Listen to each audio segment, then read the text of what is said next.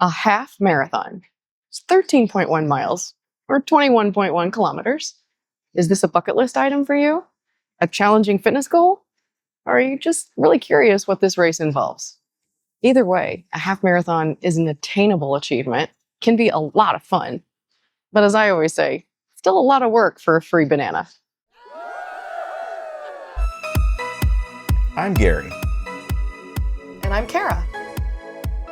Away we go traveling. So why am I qualified to give this advice? Well, let's start from the beginning.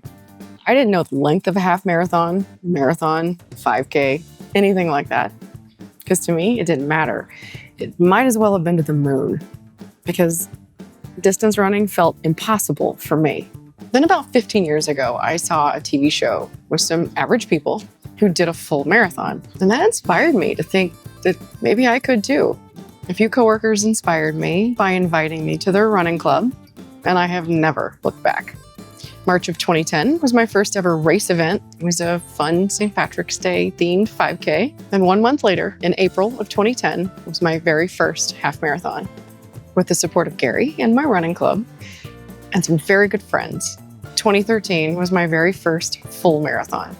Since then, I've done 2 fulls, 67 halves, and over 175 different types of race events.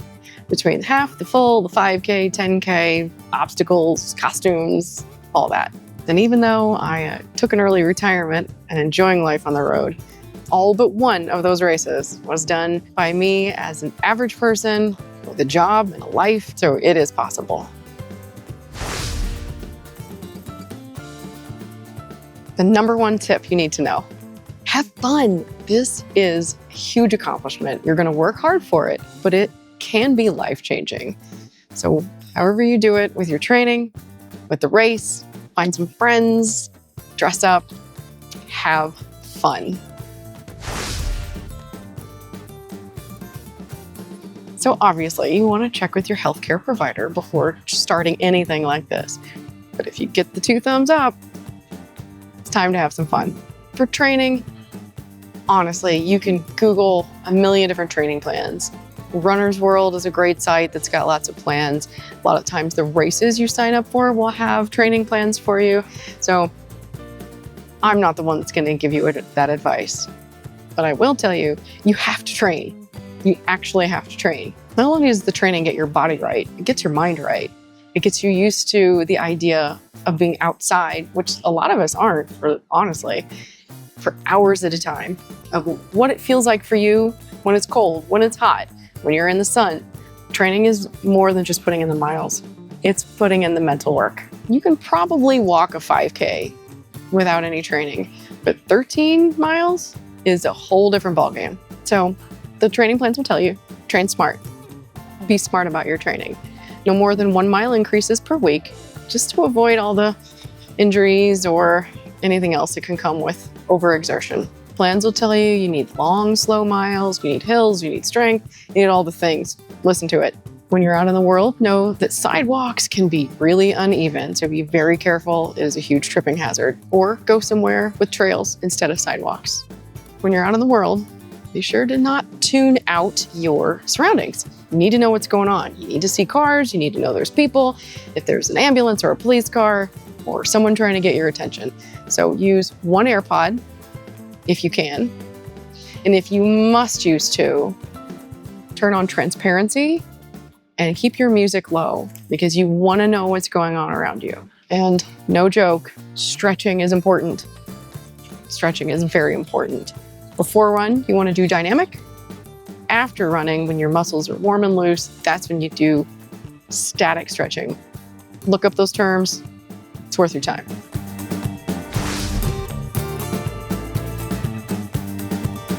Let's talk about gear. Gear is everything you're wearing, from your sunglasses down to your shoes.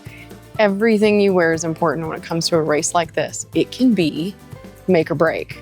A bad pair of shoes will ruin your run. Chafing, you ruin it even more quickly. So the old saying in my running club was, friends don't let friends run in cotton. Cotton gear is just not good for you. It absorbs sweat, stays wet, makes you feel gross, and increases the risk of chafing. Wear moisture-wicking fabrics, technical gear, something designed for workouts. And this is shirts, shorts, underwear, sports bras, hats, everything. Pay attention to what you're wearing because it matters. Honestly, good running shoes is such a huge thing. Don't just go to the store and buy any old shoes because they look cool. I can assure you, shoes designed for distance running will support you and help prevent injury. Cheap shoes will not only hurt, but can actually cause damage. So splurge a little, get good shoes. Also with shoes, know that if it's a hot day, your feet can swell. So while you want the bow of your shoes to always be tied tightly and double knotted, the actual crisscross lacings, maybe loosen those up a little bit so your feet have room to breathe and swell as you go. Also, you may want to consider buying your running shoes a half size bigger just to make sure you have plenty of room. And don't forget to trim your toenails in those shoes. Buying a half size bigger shoe could save your toenails. You're welcome. Don't try out new gear on race day. I cannot stress this enough. Part of why you train is to know how gear affects you and the gear that you need to succeed. So trying out new things can cause chafing, rubbing, injury, or just a plain miserable day. Check the weather for race day and dress for that.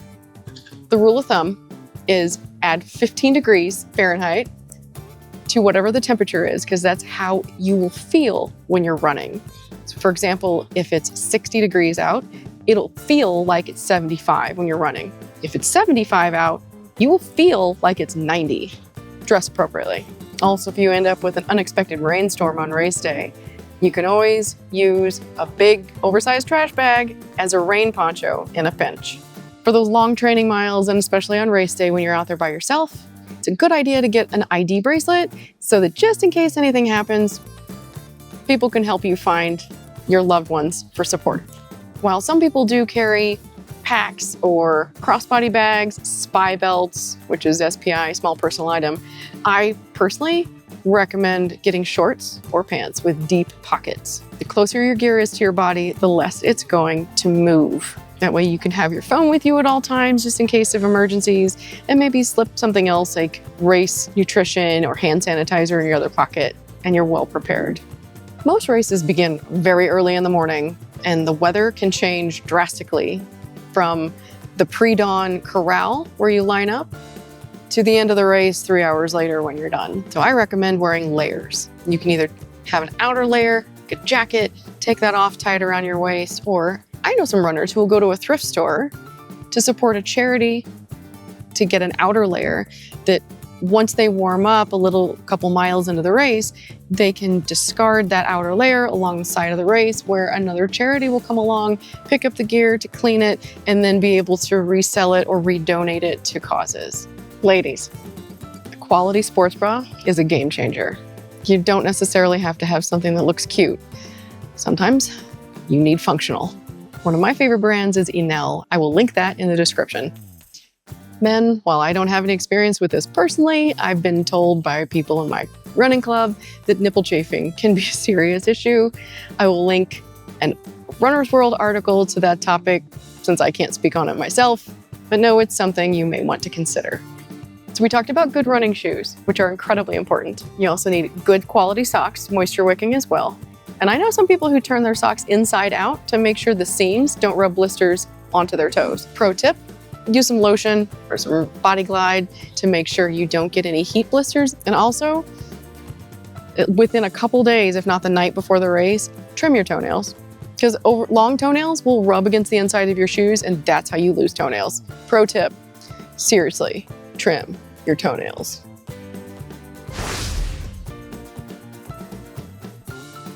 If the distance run you're doing is a large race, you are going to have the joy of going to the Expo. I love Expos, I really do. It's usually in a large venue, a day or two before. It's where you can go and pick up your race bib, your t-shirt, and there are usually a lot of vendors. So anything that's new in the running world, new shoes, new gear, new headbands, any kind of shopping opportunity you need, it's probably going to be there. Usually other races in the area will set up booths as well to advertise their races and recruit people to do it. And a lot of times they offer discounts. So if there's a race you're interested in, stop by their booth. because you never know. You might save a few dollars. Pro tip with the safety pins for your race bib. If you don't have any safety pins, grab the 4 you need, and you need 4. You need 1 for each corner. I also grab a 5th, just in case one breaks or a friend forgot to grab theirs entirely. Also, if you have safety pins left over from another race, reuse your safety pins. Don't throw them away, because if your race supports a charity, that helps save them money. At the Expo, you can also find out about pace groups. These are groups during the race that are led by an experienced runner who can maintain a pace and encourage you along the way. I've done those a few times. They are amazing. All right, planning and logistics. If you need a way to minimize some anxiety, this is it. This is your category. So one of the best things to do to plan is look at the race website or any information they give you and know where you're going to be. Where is the start line? What roads do they have closed down? How do you need to drive to get there? Where can you park? What does it cost? Does the parking require cash only, or can you bring a card? Where are you going to put your wallet? You need to think about these things. You don't want to wing it. Trust me, do the research. You will be so grateful that you can breeze through without any issue on race morning. Depending on the city you're in, you can also research public transportation. Several of the races I've run are in St. Louis, Missouri, which has a wonderful light rail train system that allowed me to go park at a free parking lot a couple miles from the race start, buy my $2.50 ticket that takes me on the train into the city within a block or 2 of the race start, easy walking, and it saved me the $20 to $40 they're going to charge you to park downtown if you can't find a free lot. If you're traveling to a new town for a race, don't assume that Uber and Lyft or other rideshare services are going to be available that time of morning with any kind of timeliness. These events usually have thousands of people, and they're all trying to do the same thing you are. So make sure you have options. If you're visiting a town for a race, consider the race start when you're choosing your hotel. Make sure you have options of transportation. Sometimes the race or the hotel will offer shuttles that you can jump on for a small cost or sometimes free. Google or Apple Street View is your friend. This can give you a really good visualization of where you're going, especially where you're starting. It can relieve a lot of anxiety and a lot of stress to recognize the streets you're on even before you've been there by using Street View. One other thing you need to know: races are temporary events for thousands of human bodies with very natural human functions. You will likely use a porta potty after hundreds of other people. If that grosses you out or is triggering, be prepared. Race Eve, the day or the night before the race. My top tips, and that I've heard from a lot of other people too: avoid spicy food, even if it's the day before. I've heard a lot of people say that. I agree. It can just alleviate a lot of issues. Trust me. Lay out all of your gear the night before. Last thing you want to do is run around your house in the morning or your hotel room and struggle to find everything you need. Lay out everything: your socks, your underwear, your shorts, your top, your hat, your sunglasses, your safety pins, your race bib, everything. If you need it, lay it out. If you normally do coffee in the morning, make that coffee the day before and have that ready to either microwave quickly or drink it cold. Don't overeat, but make sure you have a breakfast plan ready if you normally do this. Don't deviate. Don't try something new for your food in the morning because you don't want issues around somewhere in the middle of your race. Stick with your normal routine. Again, that's what training is for, so you know how your body reacts to these runs. The day before, possibly a couple days before, hydrate like crazy. People talk about carb loading. No, you need a water load. You need to drink water. Nothing with caffeine because that's a diuretic and that will make you lose water. Hydrating stuff, water, water, water. Especially if your race is going to be hot. The night before your race, go to bed early. And I'm so not kidding. Go to bed early. Because if you have any pre-race jitters and you're up in the middle of the night, at least you will have gone to bed early so you get some rest. And I personally set multiple alarms. My watch, my phone, have my husband do one. If you're in a hotel, see if you can get a wake-up call. Because the last thing you want to do is train this hard for this amazing thing and you oversleep. Welcome to race day! It's exciting, your race is finally here. As we talked about before, situational awareness is a big thing. So if you can, wear none or one AirPod. If you must do two of them, make sure transparency is turned on so you're aware of your surroundings. If there's an emergency vehicle, someone trying to get your attention, or some other situation where you need to be aware. So most of us are going to train on sidewalks and trails. Races are run on actual roads with the reflective yellow and white paint. Just know, if there's dew on the ground in the morning, or if it has rained, or if it is raining, that reflective paint can be very slick. Do not fall. Avoid it if you can. Race pack etiquette is important, but not always understood if you're new to racing. So let me help you out. If you're in a run and you decide you want to walk, the best thing to do is to raise your hand above your head without falling and move to the side. That lets other runners know that you intend to change pace. That prevents other runners from running into you. It's awesome to run these races with friends. Just know the best idea is not to do more than 2 people wide, because that can block up other people and you don't want to get injured by someone running into you. So just two if you're running with your friends. Again, we talked about this earlier about training runs, but stretching is seriously needed. Before the race, you want to do the dynamic stretching. After the race, you want to do the static stretching while your muscles are warm and loose. You can look that up. It'll probably be part of a training plan. Don't skip stretching. During the race, you'll likely have several water stops. Water, sports drink, snacks maybe, depends, sometimes medical tents. And those people are usually volunteers. Be sure to thank them. As you're going by, just say thanks. Thanks for volunteering. Thanks for being out here. You'll also probably see some local law enforcement or safety personnel who are blocking intersections to make sure the runners are safe and to make sure no cars enter the raceway. You can say thanks to them too for keeping the race course safe. During the race, you can have a lot of fun with the surroundings. Seeing a place on foot is a whole different thing than seeing it from a car. So pay attention and enjoy the beauty that's all around you. I'm sure you already figured this out in your training runs, but you will be outside for hours. Make sure you wear sunscreen. The last thing you want to have is a nasty sunburn after being on this race course for 2 or 3 hours. Encourage your fellow runners. You see someone who looks like they're struggling? Tell them, hey, you can do this. Hey, keep going. You're doing great. Do you like someone's gear? Hey, nice shirt, cool shoes. Do you see a supporter on the side of the road with a really funny sign? Tell them it was funny. People like the encouragement. If someone compliments your gear, thanks. Accept the compliment. Races are positive experiences where dreams are literally accomplished. Build on that positive energy and receive it back. Let's talk recovery. This is the 3rd time I'm mentioning it, but I'm serious. Stretching. Once you're done with your race and you get your medal and all your good snacks at the finish line, be sure to stretch.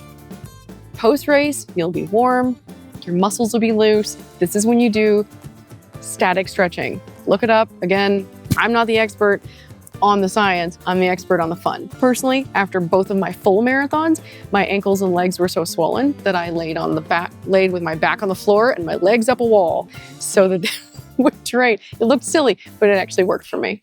If you have the opportunity and the ability, I recommend a massage. Maybe not that day, maybe not even the next day, 2 days later, but it can help. Hydrate, hydrate, hydrate. One of the reasons your muscles get sore is because all the lactic acid gets stuck in there and it burns. So hydrate to help flush that out. And the evening of the race, the afternoon, the next day, the next couple days, go for a walk if you're able to, because that movement and motion of your legs can also help flush out all the things that burn.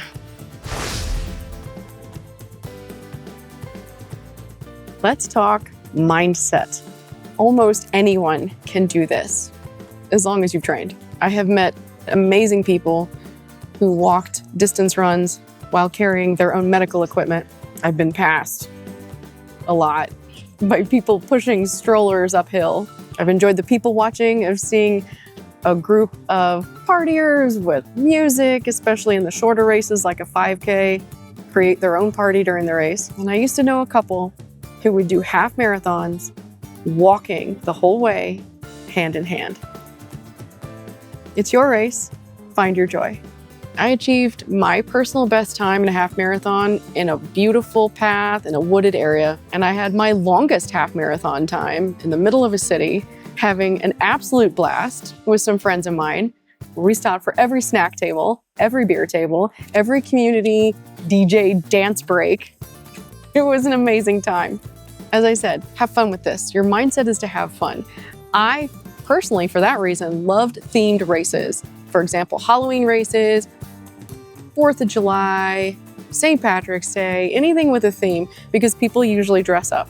You can dress up yourself, and I enjoy watching other people's costumes while I'm running because it makes the race go by very quickly. Don't forget to tell your friends and family about your race too. Share the race route with them and help them pick a location where they can come cheer you on, maybe bring gear change or snacks or just a cool sign. Plus, if they're making a sign for you, you can also support the other thousands of your best friends you're running with that day. And when the race is over and you have your shiny new medal, if you work in an office, you can take it to work with you. Hang it up, display it proudly, you earned it. It might start a conversation with someone at work. It might help you find or recruit other people to run with. And you never know, your achievement may inspire somebody else to start their own fitness journey.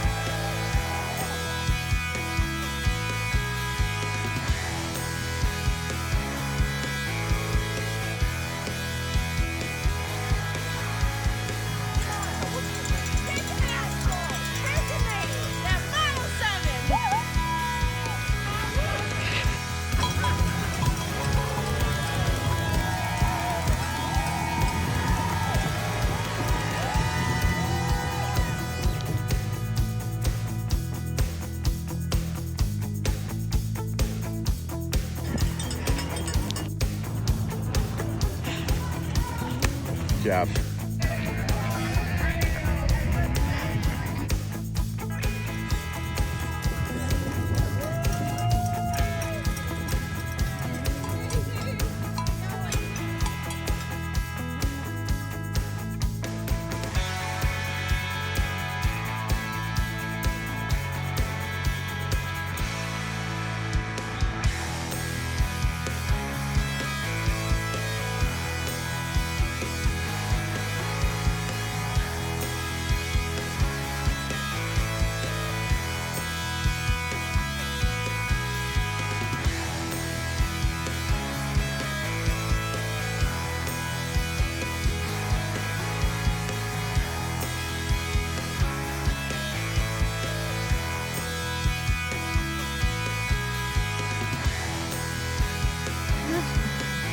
Marathon number 67. Wyatt. All the snacks.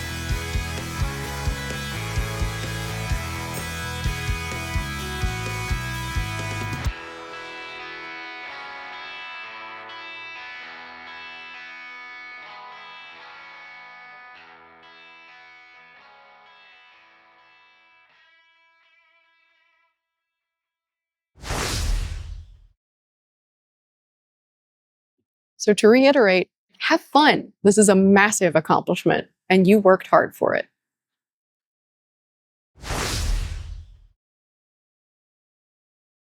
Sometimes the hotel or